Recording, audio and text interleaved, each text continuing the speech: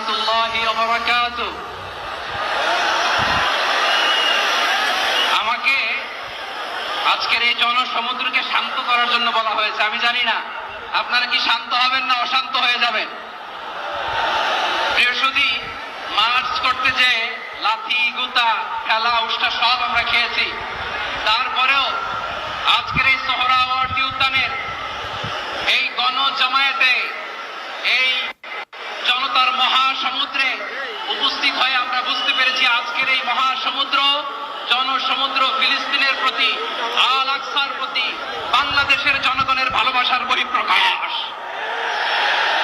ভৌগোলিকভাবে আমরা ফিলিস্তিন থেকে অনেক দূরে হতে পারি, কিন্তু আজকের এই জনসমুদ্র প্রমাণ করে আমাদের এক একজনের হৃদয়ে বুকের ভেতরে বাস করে এক একটা ফিলিস্তিন। আমাদের হৃদয়ে বাস করছে এক একটা গাজা, আমাদের হৃদয়ে বাস করে এক একটা আল কুদস। চিৎকার করে বলুন ঠিক কিনা। আমরা আজকে সংহতি প্রকাশ করব আমাদের মুসলিম ভাইদের উদ্দেশ্যে।